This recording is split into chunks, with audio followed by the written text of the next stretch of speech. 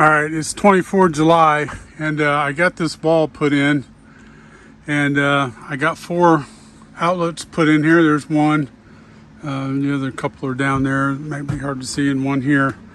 And then I'll continue putting these in down this wall, and then down the other wall, and hook it into my breaker box eventually. But I need to put a wall up here, and one of the reasons I need to do that now is I've got some mini splits coming, and I want to be able to put those up there and then not have to mess with them ever again. So that means I need my final wall kind of up and ready. So I'm gonna same thing there, build walls, put them in here, anchor them to these 6x6s.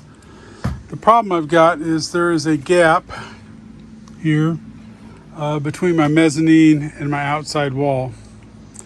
And this header that this is on right here is like, I don't know, it's like 16 inches tall or something. So there's plenty of room there, but this other board across from it is not very tall, it's not very wide. And you can see if I put a piece of flooring here, it's about halfway up it, which would be fine if I wanted to put a support on the other side to hold up that side. My other option would be to drop it down in this groove, but then that leaves, you know, this is 7/8 of an inch or whatever. That would drop this down over here 7/8 of an inch, and only give me maybe 7/8 of an inch left to put something on that to anchor the other side. So I don't think that would be ideal. It would be a lot of work. So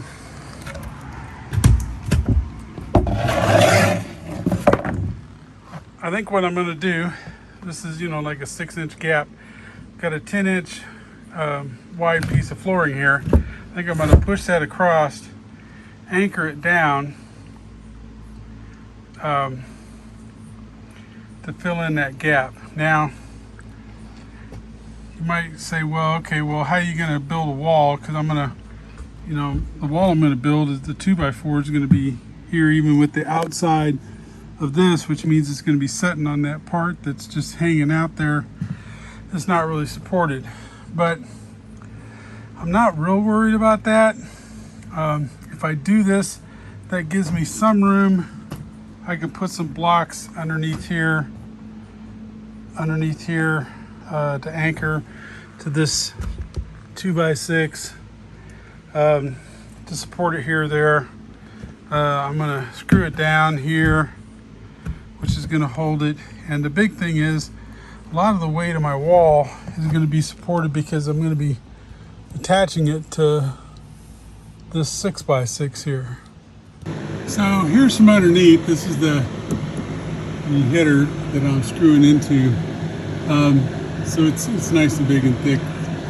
But the problem that I've got is, like I said, this thing's like 16 inches down, which means everything else is 16 inches up, and there's no room for me to get up in there and do much anything. And if I couldn't swing a hammer or get a drill driver or anything else in there because there's only, like, you know, 6 inches of space. So this solution here with the board nailed to the floor is going to have to work. All right, so I got these things put down. To go through this into the engineered header here or beam, I use these screws here. They're long enough to go through both of those 7/8 pieces of flooring and then into the header. And then because it could rock on that edge there, I came by and I came back and I put some of these through, which are long enough to go through both pieces of 7/8, because back over here I don't have that big header engineered beam, so this will keep it from rocking, keep it anchored. So now the moment of truth, I'm gonna I'm currently a 250-pound guy. I'm gonna step on that where it's unsupported, make sure it holds my weight, and then and if it does, then I know it will certainly hold the wall, because again, the wall's going to be held up mostly by being anchored to those 6x6s. So hopefully I don't fall through here, but all right. So that's me on one foot,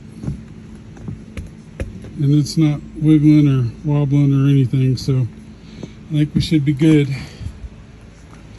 I'll continue that down, and that way I seal up that gap,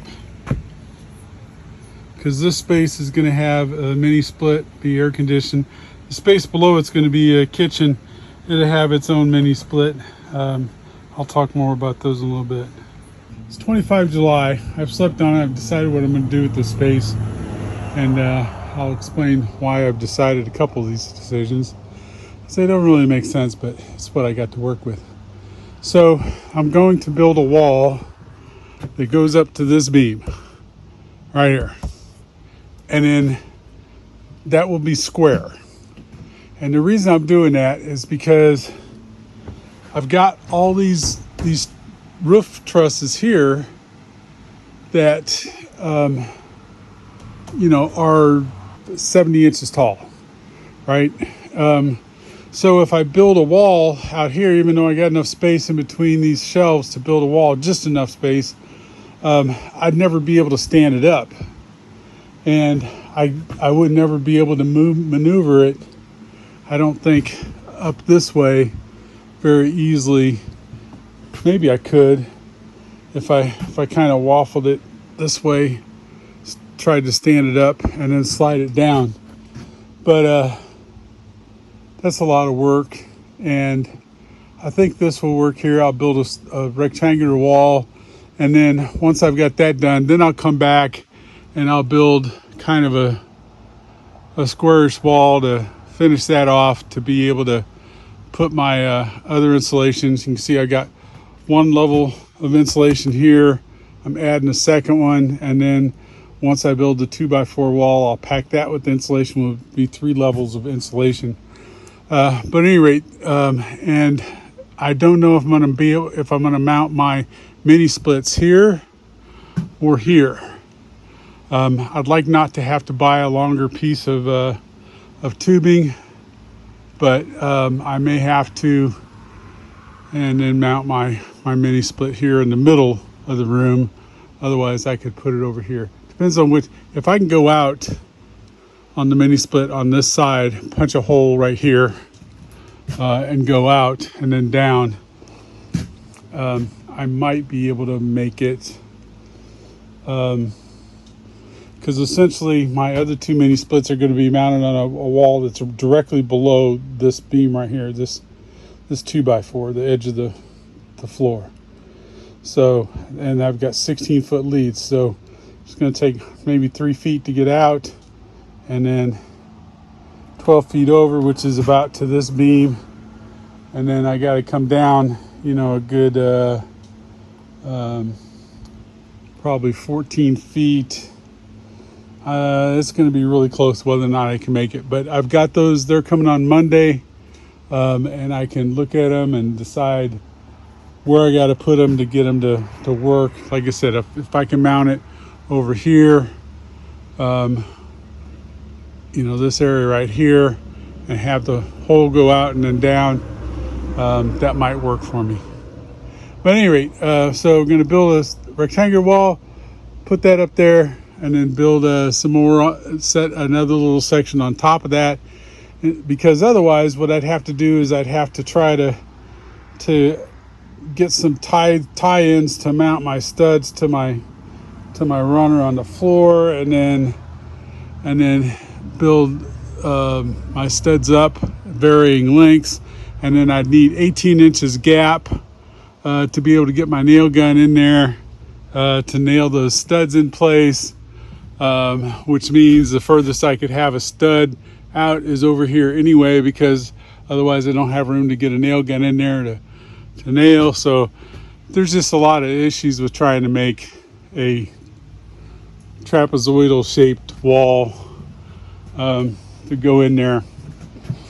So rectangular, and then I'll finish that top off with something yet to be determined. All right, so I got this wall up. I got my electrical outlets in here, and I'm looking at this next section, which is got this window in it.